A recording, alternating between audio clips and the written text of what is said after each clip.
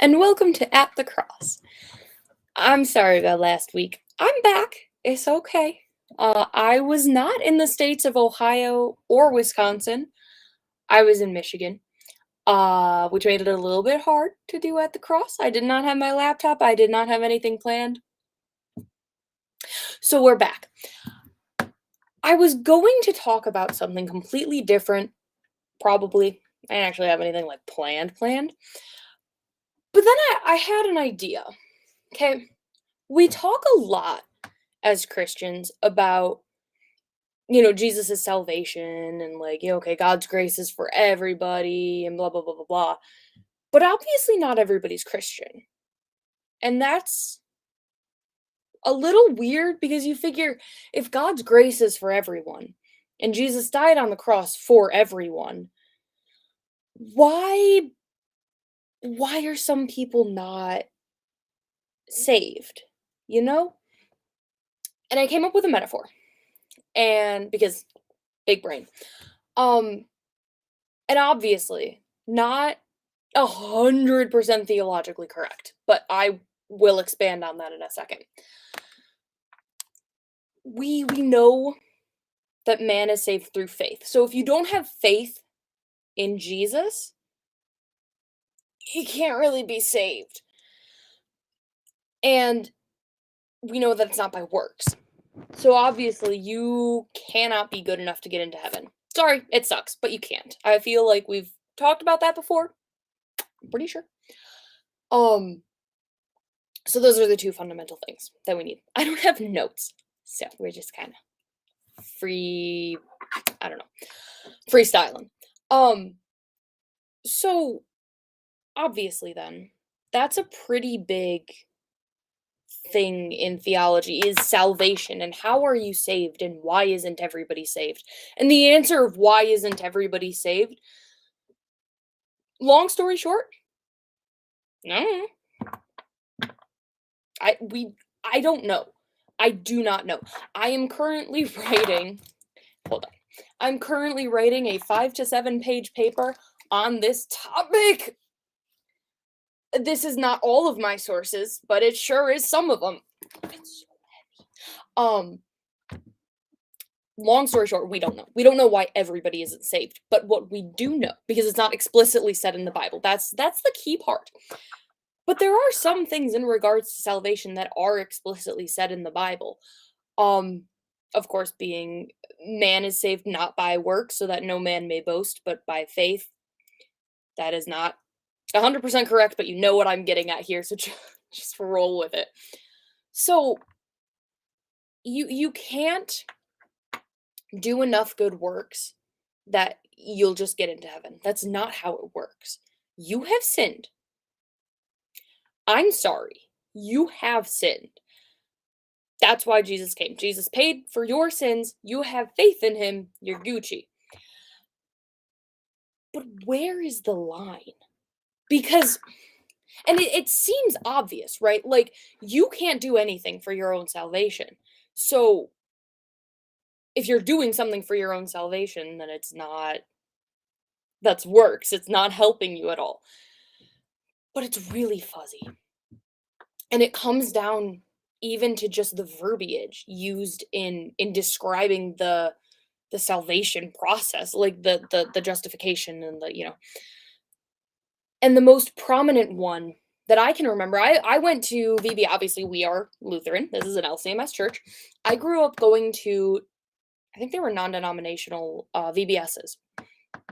And because I didn't like sitting through the storytelling part, I would always, whenever they were like, okay, everybody bow your heads, let's, close your eyes. And if you want to take the step today to accept Jesus, raise your hand. I would always raise my hand because they would give me candy if I accepted Jesus into my heart. I think that I have accepted Jesus into my heart at least 20 times by now in like a few years when I was little. So, it seems well and good, doesn't it? Because VBS, I mean, you're reaching out to kids that might not otherwise come to church. And it makes sense to use that as a, okay, let's come accept Jesus. Like, let's, you guys are Christians now. It makes sense. That's a good setting to do it in. However, you do not accept Jesus. You receive Jesus. That's fine. But you do not accept Jesus. And now, if you are like me, you are probably sitting there like, okay, because I'm pretty sure accept and receive are synonyms. And my mother has hammered it into my head that you do not accept Jesus, you receive Jesus for a while. And I never really got it. I only remembered which side we were on when she said that she wishes she could have a setting on her phone that says she's LCMS, so that whenever the like system update thing comes on, instead of saying accept, she presses receive. And obviously she was joking, but like that's the only way I remember. I remembered. So here's the difference. Here's what I've come up with. Again, not 100% theologically correct. There will be an explanation for that after I explain this bit. So, salvation is like playing Monopoly. Okay? Hear me out. God is the banker. You just passed go. You're handed $200. Are you allowed to say, I don't want that $200 and just not take it? Sure, yeah, that's fine. Like, you're allowed to do that. I don't know anybody who has, but you are allowed to do that. But you don't do anything to take the 200. Like, he doesn't say, hey, do you want $200? And you say, you know what? Yeah, actually, you can give me 200. No, that's not. He literally, the banker just hands you $200 and now you have $200. That's how it works. It's a little bit different, and that's receiving. You receive $200, you receive salvation. You can reject it. You can reject it all you want, but you can receive it. Accepting is more like a get out of jail free card. In this instance, God is the little stack of cards, I guess. You pull the get out of jail free card, that's your get out of hell free card. And now you're looking at it and you make the decision to say, you know what, yeah, I will use this, and then put it down. It seems minor. However, you making the decision to use the get out of jail free card and to allow yourself to get out of jail, to allow, in this instance, the jailer to open the cell for you, implies that you accepting Jesus into your heart, it doesn't work. I totally just lost my train of thought there. But the implication is that God cannot do anything until you tell him he can. That's not true. God kind of does whatever homeboy wants to because he's literally God. So you figure if you are making the decision to let Jesus into your heart, that's bringing works into it. That's like you opening a door for Jesus and implying that Jesus can't open that door himself. With salvation, it's really more that Jesus broke open the door himself. There really wasn't a door to begin with, and he's just sitting on the couch now. And you have to be the one to go up and be like, actually, no, get out. All right, so he's just gonna chill there. So obviously, again, I said that there are some theological discrepancies. It can be argued in the Monopoly example that you are doing something by rolling the dice, which fair enough. For the sake of argument, we are just saying that your guy was just already passing go, and now dude's like, here's $200. So pass and go being like being born, being conceived is technical. So it is not perfect. No analogy is perfect. That's kind of, we're humans. Remember how we were talking about how nothing's perfect because we're all humans and we're all flawed by our own sin? So are my analogies. They're also inherently flawed. But I feel like that at least that realization helped me kind of comprehend it better. So I'm hoping it helps you guys comprehend it better because honestly, I was lost. Um, so yeah, you are not getting a get out of hell free card. You're just getting $200 because you happen to pass go. And by you happen to pass go, I mean you were conceived and God was like, "Whoop, there you go. You're on Earth now." Um, and that is a very small part of the 5 to 7 page research paper I have to do. I'm actually really excited about it.